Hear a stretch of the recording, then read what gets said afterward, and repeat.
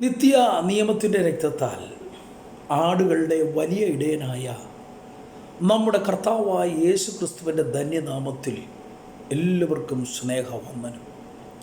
ഇത് പ്രഭാത സന്ദേശം. ഞെട്ടിപ്പിക്കുന്ന, വേദനിപ്പിക്കുന്ന അനേക വാർത്തകൾ ഈ മണിക്കൂറുകളിൽ നാം കേട്ടുകൊണ്ടിരിക്കുകയാണ്. എത്രയോ അനർത്ഥങ്ങൾ, അപകടങ്ങൾ നമ്മുടെ കണ്ണിന് മുമ്പിൽ നാം കണ്ടുകൊണ്ടിരിക്കുകയാണ്. ഈ സമയം നാം വളരെ മനസ്സിലാക്കുകയും നമ്മെ തന്നെ ദൈവകരങ്ങളിൽ ഏൽപ്പിച്ച് ദാവീദ് പ്രാർത്ഥിച്ചതുപോലെ ഈ ദിവസങ്ങൾ നമുക്കും പ്രാർത്ഥിക്കാം.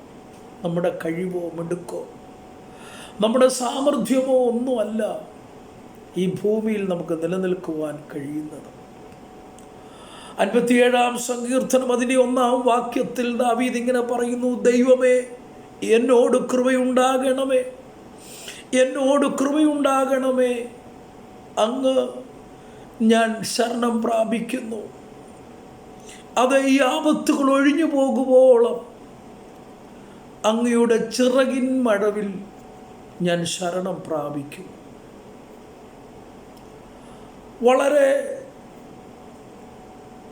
കരുണയോടെ ദൈവസന്നിധിയിൽ വളരെ അനുകമ്പയോടെ കടന്നു വന്ന്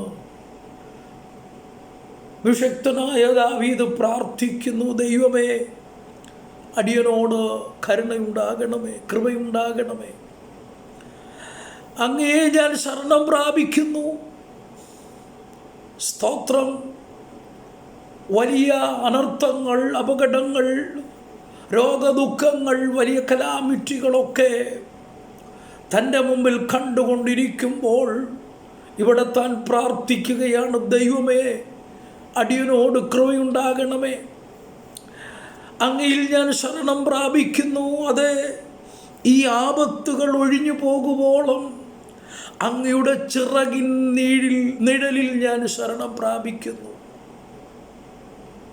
നമുക്കറിയാം, ഒരപകടം സൂചന കേൾക്കുമ്പോൾ കോഴിക്കുഞ്ഞുങ്ങൾ തള്ളക്കോഴിയുടെ ചിറകിനുള്ളിലേക്ക് ഓടി വന്ന് അഭയം പ്രാപിക്കുന്നത് പോലെ, ശരണം പ്രാപിക്കുന്നത് പോലെ ദാവീദ് പറയുകയാണ്: ദൈവമേ, അങ്ങയുടെ ചിറകിൻ നിഴലിൽ അങ്ങയിൽ ഞാൻ ശരണം പ്രാപിക്കുന്നു.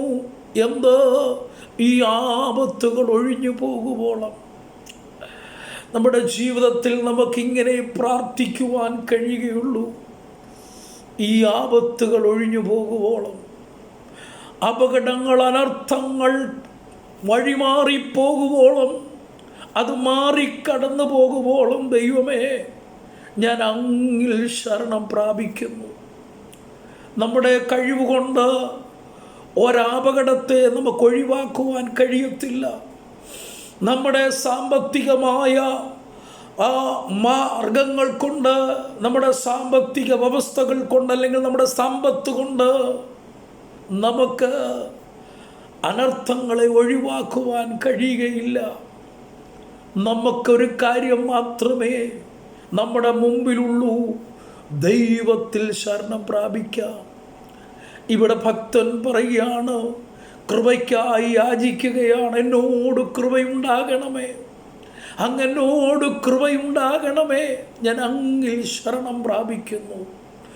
ഈ ദിവസങ്ങളിൽ നമുക്ക് പ്രാർത്ഥിക്കുവാനായി, അഭയം ചൊല്ലുവാനായി ദൈവസന്നിധിയിലേക്ക് നമുക്കടുത്തു വരാം.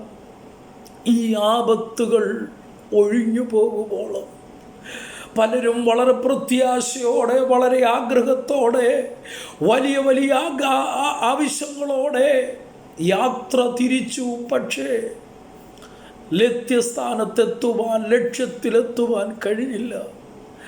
നമ്മുടെ ജീവിതത്തിൽ ഈ പകൽക്കാലം നമുക്ക് ദൈവത്തോട് പ്രാർത്ഥിക്കാം. ഈ പ്രഭാതത്തിൽ ദൈവത്തോട് ഇങ്ങനെ പ്രാർത്ഥിക്കാം: തള്ളക്കോഴിയുടെ കീഴിലേക്ക്, ചിറകിൻ കീഴിലേക്ക് കോഴിക്കുഞ്ഞുങ്ങൾ അഭയം പ്രാപിക്കുന്നത് പോലെ ഞങ്ങൾ നിന്നിൽ അഭയം പ്രാപിക്കുന്നു. ഞങ്ങൾക്ക് നേരെ വരുന്ന, ഞങ്ങളുടെ ജീവിതത്തിന് നേരെ വരുന്ന, ഞങ്ങളുടെ തലമുറകൾക്ക് നേരെ വരുന്ന ആപത്തുകളുടെ നടുവിൽ നിൽക്കുവാൻ കൃപ തരണമേ. ഈ ദിവസങ്ങൾ നമ്മൾ പ്രാർത്ഥനയോടെ മുന്നോട്ട് യാത്ര ചെയ്യാം. ദൈവം നമ്മളെല്ലാവരെയും സഹായിക്കട്ടെ. God bless you all.